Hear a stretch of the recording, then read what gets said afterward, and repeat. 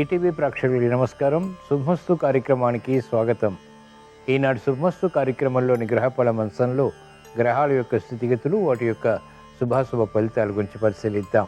అలాగే ఈరోజు ద్వాదశ రాశుల వారికి అదృష్ట సంఖ్య, అదృష్ట వర్ణం, ప్రతికూల గ్రహాల దోష నివృత్తికై ఎటువంటి పరిహారాలు పాటించాలి అనేటువంటి విషయాలు తెలుసుకుందాం.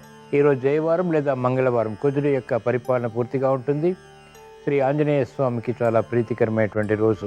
శ్రీ ఆంజనేయ స్వరూపాలలో పంచముఖ ఆంజనేయ స్వామి ప్రత్యేకత గురించి, శ్రీ పంచముఖ ఆంజనేయ స్వామిని పూజించడం ద్వారా ఎటువంటి ప్రయోజనాలు సిద్ధిస్తాయి అనేటువంటి విషయాల గురించి శ్రీరస్తు అంశంలో తెలుసుకుందాం. ముందుగా నేటి పంచాంగ వివరాలు. శ్రీ క్రోధినామ సంవత్సరం, దక్షిణాయనం, గ్రీష్మ ఋతువు, ఆషాఢ మాసం, బహుళపక్షం. ఈరోజు తిథి బహుళ విధియ మధ్యాహ్నం 12:51 వరకు ఉంది. నక్షత్రం ధనిష్ట, రాత్రి 11:46 వరకు. రాహుకాల మధ్యాహ్నం 3 గంటల నుంచి 4:30 వరకు. ఇప్పుడు గ్రహాల యొక్క స్థితిగతులు పరిశీలిద్దాం. బృహస్పతి సంచారం కుజ సంచారం వృషభ క్షేత్రంలో, రవి శుక్రుల సంచారం కర్కాటక క్షేత్రంలో, బుధ సంచారం సింహ క్షేత్రంలో, కేతు సంచారం కన్యా క్షేత్రంలో, శని సంచారం వక్రస్థితి కుంభక్షేత్రంలో, స్వక్షేత్ర స్థితి మూల త్రికోణ స్థితి, రాహు సంచారం మీన క్షేత్రంలో. ఇది ఈ రోజున్నటువంటి గ్రహస్థితి. దీని ఆధారంగా ద్వాదశ రాశుల వారికి ఏర్పడేటువంటి శుభాశుభ ఫలితాలు సూచనప్రాయంగా గోచారపరంగా తెలుసుకుందాం. ముందుగా మేషరాశి.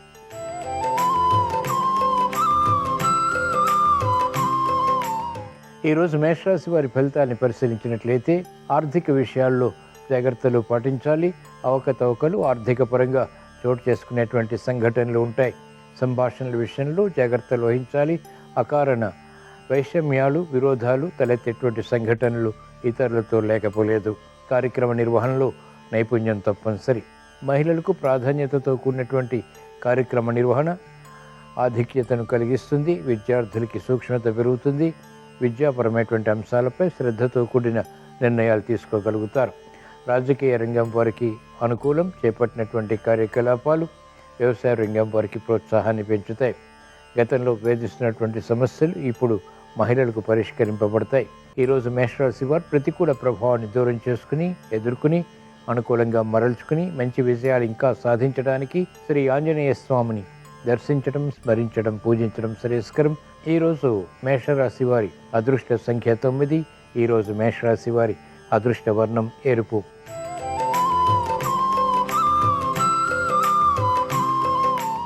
ఈరోజు వృషభ రాశి వారి ఫలితాన్ని పరిశీలించినట్లయితే సంఘర్షణలు ఆర్థికంగా కొనసాగుతాయి. నిర్ణయాలు త్వరితగతిని తీసుకోలేకపోతారు. ధైర్యంతో కార్యక్రమాలు చేపట్టినప్పటికీ నిస్సహాయ పరిస్థితులు కూడా సమాంతరంగా ఉంటాయి.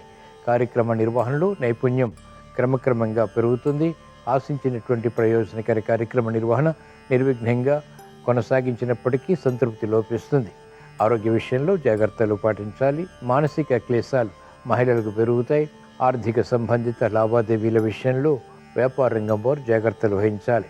మోసపూరిత వాతావరణం ద్వారా ఏర్పడినటువంటి సమస్యలు జటిలమవుతాయి. నూతన కార్యక్రమాలు వ్యవసాయ రంగం వారు ప్రారంభించగలుగుతారు.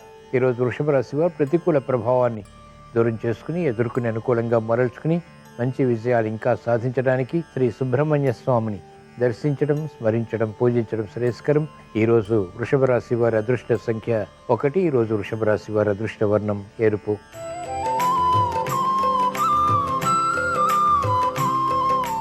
ఈరోజు మిథున రాశి వారి ఫలితాన్ని పరిశీలించినట్లయితే ఆర్థిక వ్యవహారాల్లో అనుకూలత కొనసాగుతుంది. వ్యయం కూడా సమాంతరంగా కొనసాగుతుంది. చేపట్టినటువంటి కార్యకలాపాలు వికటిస్తాయి, విముఖతకు దారితీస్తాయి. అనుచిత పరిస్థితులు ఆర్థికంగా ఉన్నప్పటికీ వ్యాపార రంగం వారు నెగ్గుకు రాగలుగుతారు. మహిళలకు గృహ విషయాల్లో ప్రాధాన్యత తగ్గుతుంది. అసంతృప్తి సంఘటనలు చోటు చేసుకుంటాయి. కార్యక్రమ నిర్వహణలో నేర్పరితనం సాఫ్ట్వేర్ రంగం వారికి లోపిస్తుంది. నైపుణ్యంతో కూడినటువంటి కార్యక్రమ నిర్వహణ క్రీడా రంగం వారు కొనసాగించలేకపోతారు. న్యాయవాద వృత్తి వారికి సందిగ్ధ పరిస్థితులు కొనసాగుతాయి. వ్యవసాయ రంగం వారికి ఆర్థిక వ్యవహారాల్లో అలజడి ఉంటుంది. ఈరోజు మిథున రాశి వారు ప్రతికూల ప్రభావాన్ని దూరం చేసుకుని, ఎదుర్కొని, అనుకూలంగా మరల్చుకుని ఇంకా మంచి విజయాలు సాధించడానికి శ్రీ వెంకటేశ్వర స్వామిని దర్శించడం, స్మరించడం, పూజించడం శ్రేయస్కరం. ఈరోజు మిథున రాశి వారి అదృష్ట సంఖ్య 1. ఈరోజు మిథున రాశి వారి అదృష్ట వర్ణం తెలుపు.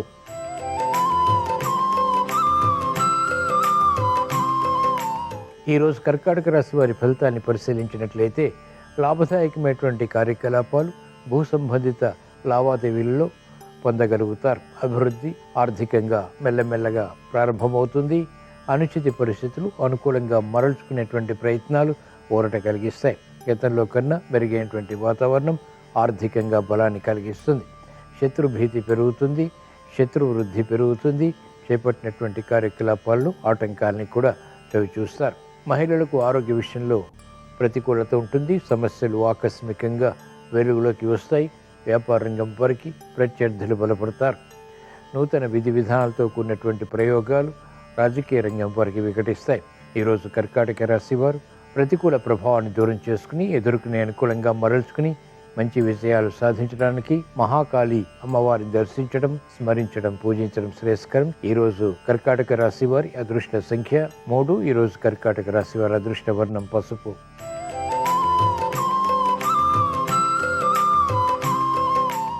ఈరోజు సింహరాశి వారి ఫలితాన్ని పరిశీలించినట్లయితే ఆర్థిక వ్యవహారాల్లో జాగ్రత్తలు పాటించాలి. ఆకస్మిక వ్యయం విస్మయాలకి దారితీస్తుంది. క్రమశిక్షణ తగ్గుతుంది. చేపట్టినటువంటి కార్యకలాపాల్లో విముఖత కూడా ఉంటుంది. అనుకోనటువంటి సంఘటనల ద్వారా ఏర్పడినటువంటి సమస్యలు మహిళలకు జటిలమవుతాయి. చేపట్టినటువంటి కార్యకలాపాలు విద్యార్థులకి ప్రతికూలతని పెంచుతాయి. సానుకూల వార్తలు మెల్లమెల్లగా పొందగలుగుతారు. క్రమశిక్షణ వైద్య వృత్తి వారికి తగ్గుతుంది. న్యాయవాద వృత్తి వారికి గతంలో కన్నా మెరుగైనటువంటి పరిస్థితులు ఆర్థికంగా ఊరట కలిగిస్తాయి. వ్యవసాయ రంగం వారికి ప్రోత్సాహం ఉంటుంది. శ్రమతో కూడిన విజయాలు సాధించగలుగుతారు. సాఫ్ట్వేర్ రంగం వారికి ప్రతికూల ప్రభావం వృత్తిపరంగా కొనసాగుతుంది. అభద్రతాభావం పెరుగుతుంది. ఈరోజు సింహరాశి వారు ప్రతికూల ప్రభావాన్ని దూరం చేసుకుని ఎదుర్కొని అనుకూలంగా మరల్చుకుని మంచి విజయాలు ఇంకా సాధించడానికి శ్రీ లక్ష్మీనరసింహస్వామిని దర్శించడం, స్మరించడం, పూజించడం శ్రేయస్కరం. ఈరోజు సింహరాశి వారి అదృష్ట సంఖ్య 9. ఈరోజు సింహరాశి వారి అదృష్ట వర్ణం ఎరుపు.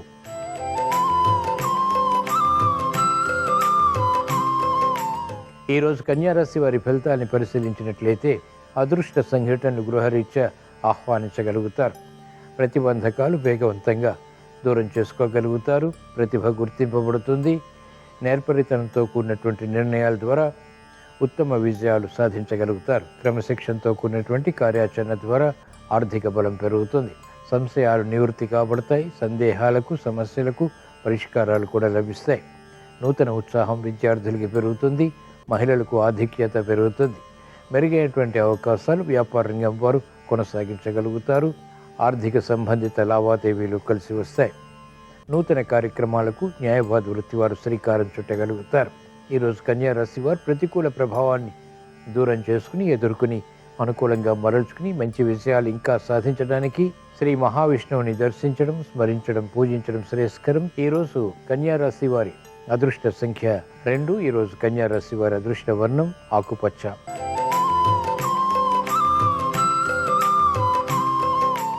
ఈరోజు తులారాశి వారి ఫలితాన్ని పరిశీలించినట్లయితే ఆర్థిక విషయాల్లో జాగ్రత్తలు పాటించాలి.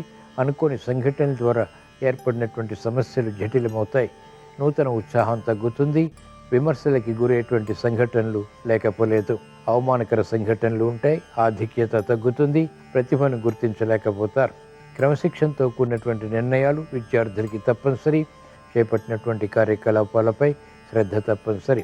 మెరుగైనటువంటి అవకాశాలు మహిళలకు తగ్గుతాయి. పిల్లల విషయంలో ప్రతికూల ప్రభావం కూడా ప్రబలమవుతుంది. సమస్యలుగా మారుతుంది. అనుకోని కార్యక్రమాలు బలవంతంగా న్యాయవాద వృత్తి వారు చేపట్టవలసి వస్తుంది. వైద్య వృత్తి వారికి ప్రత్యర్థులు బలపడతారు. ఆశాజనకమైనటువంటి వాతావరణం వ్యవసాయ రంగం వారికి మెల్లమెల్లగా లభిస్తుంది. ఈరోజు తులారాశి వారు ప్రతికూల ప్రభావాన్ని దూరం చేసుకుని ఎదుర్కొని అనుకూలంగా మరల్చుకుని ఇంకా మంచి విజయాలు సాధించడానికి శ్రీ ఆంజనేయ స్వామిని దర్శించడం, స్మరించడం, పూజించడం శ్రేయస్కరం. ఈరోజు తులారాశి వారి అదృష్ట సంఖ్య 6. ఈరోజు తులారాశి వారి అదృష్ట వర్ణం పసుపు.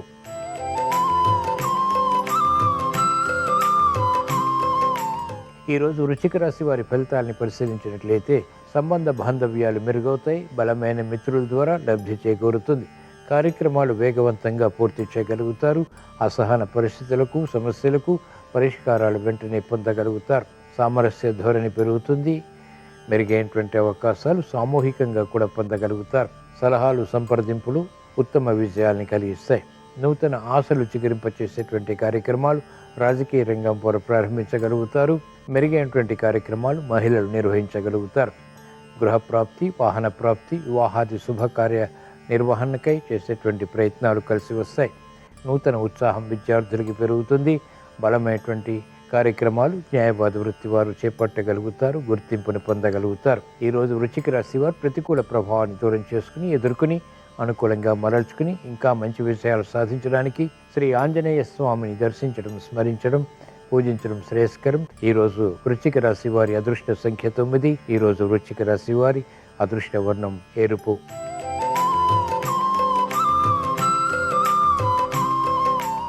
ఈరోజు ధనుస్సు రాశి వారి ఫలితాన్ని పరిశీలించినట్లయితే ఆనందకర వాతావరణం వృత్తిలో కొనసాగుతుంది.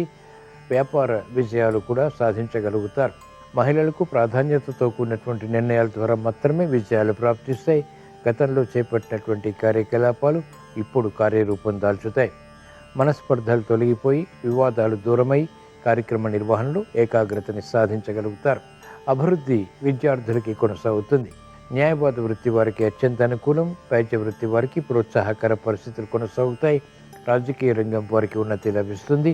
కార్యక్రమాల్లో వేగం, వ్యవసాయ రంగం వారికి ఉత్సాహాన్ని కలిగిస్తుంది. ఈరోజు ధనుస్సు రాశి వారు ప్రతికూల ప్రభావాన్ని దూరం చేసుకుని ఎదుర్కొని అనుకూలంగా మరల్చుకుని మంచి విషయాలు ఇంకా సాధించడానికి శ్రీ లక్ష్మీ నరసింహ స్వామిని దర్శించడం, స్మరించడం, పూజించడం శ్రేయస్కరం. ఈరోజు ధనుస్సు రాశి వారి అదృష్ట సంఖ్య 1. ఈరోజు ధనుస్సు రాశి వారి అదృష్ట వర్ణం పసుపు.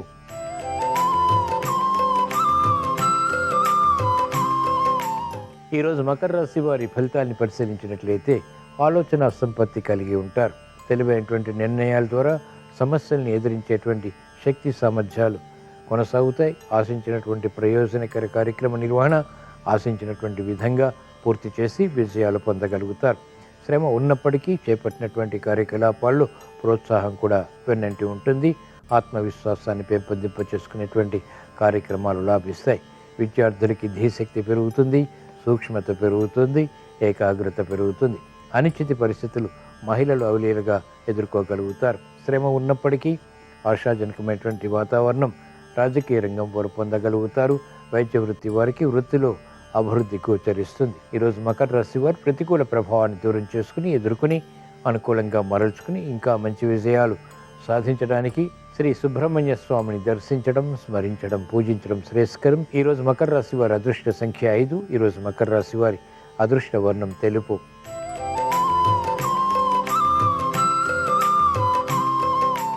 ఈరోజు కుంభరాశి వారి ఫలితాన్ని పరిశీలించినట్లయితే మానసిక క్లేశాలు కొనసాగుతాయి. ఆర్థిక విషయాల్లో గందరగోళ పరిస్థితులు కూడా ఉంటాయి. నిర్ణయాలు త్వరితగతిని తీసుకోలేకపోతారు. మహిళలకు ఆరోగ్య ఖర్చులు పెరుగుతాయి. ఆర్థిక విషయాల్లో అలజడి ఉంటుంది. మెరుగైనటువంటి అవకాశాలు రాజకీయ రంగం వారు పొందలేకపోతారు. నిస్సహాయ పరిస్థితులు వైద్య వృత్తి వారికి కొనసాగుతాయి. న్యాయవాద వృత్తి వారికి విమర్శలు ప్రబలమవుతాయి. చేపట్టినటువంటి కార్యకలాపాలపై ప్రోత్సాహం విద్యార్థులకి తగ్గుతుంది. అనుచిత పరిస్థితులు వ్యవసాయ రంగం వారికి ఆర్థికంగా వేధిస్తాయి. ఈరోజు కుంభరాశి వారు ప్రతికూల ప్రభావాన్ని దూరం చేసుకుని ఎదుర్కొని అనుకూలంగా మరల్చుకుని మంచి విషయాలు ఇంకా సాధించడానికి మహాకాళి అమ్మవారిని దర్శించడం, స్మరించడం, పూజించడం శ్రేయస్కరం. ఈరోజు కుంభరాశి వారి అదృష్ట సంఖ్య 1. ఈరోజు కుంభరాశి వారి అదృష్ట వర్ణం ఎరుపు.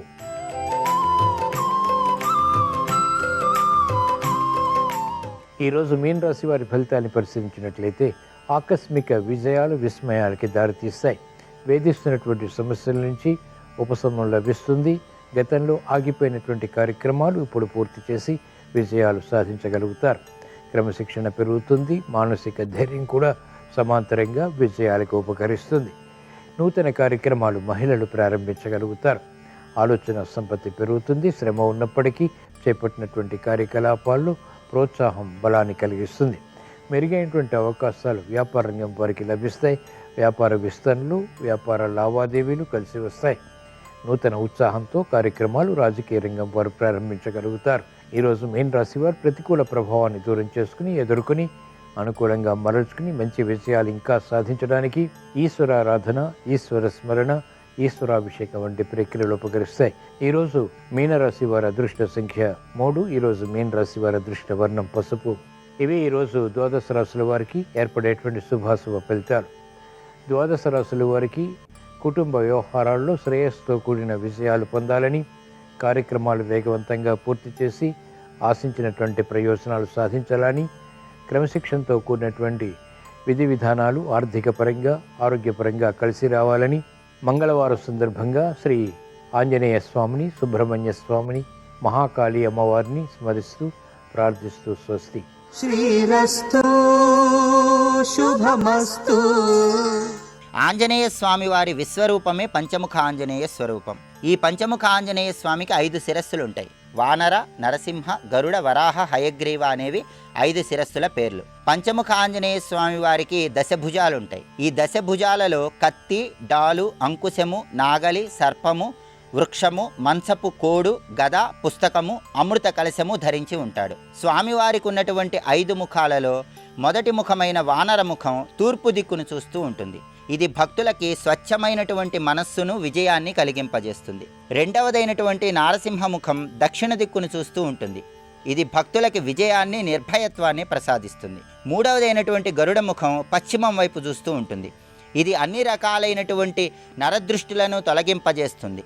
నాలుగవదైనటువంటి వరాహముఖం ఉత్తర దిక్కును చూస్తూ ఉంటుంది. ఇది సంపదను, సౌభాగ్యాన్ని ప్రసాదిస్తుంది. ఐదవదైనటువంటి హయగ్రీవ ముఖం పైకి చూస్తూ ఉంటుంది. ఇది భక్తులకు జ్ఞానాన్ని, మంచి సంపదను కలిగింపజేస్తుంది. ఆంజనేయ స్వామిని పంచముఖ ఆంజనేయుడిగా ఆరాధన చేయటం ద్వారా సమస్త సంపదలను సిద్ధింపజేసుకోవచ్చు, అన్ని సమస్యలు అధిగమించవచ్చు.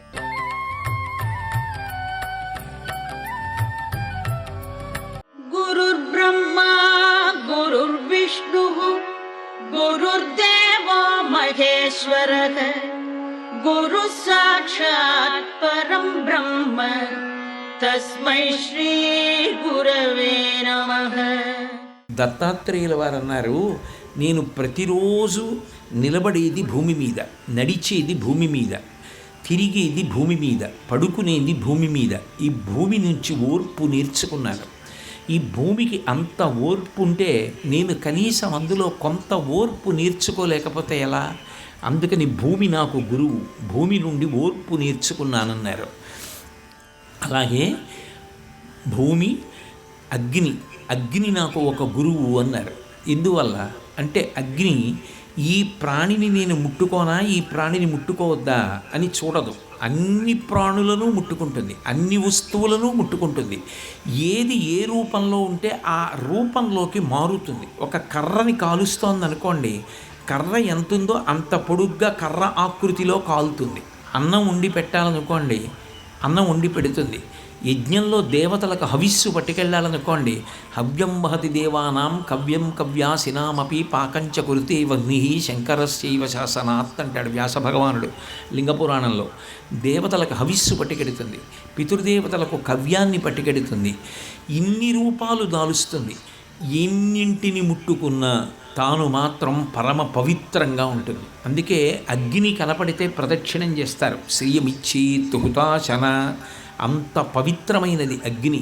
భట్టారక శబ్దం వేశారు అంటే పరమ గౌరవనీయము అని గుర్తు. అగ్ని భట్టారకుడు అంటారు. అగ్ని ఎప్పుడూ అంత పవిత్రం. శవాన్ని కాల్చింది కదా అని అగ్నికి అపవిత్రత కలగదు. తుక్కు కాల్చింది కదా అని అగ్నిహోత్రానికి ఏ విధమైన అపవిత్రత కలగదు. ఒక మహాత్ముడు హోమం చేశాడు కదా అని అది పవిత్రం కాదు, ఎప్పుడూ పవిత్రమే.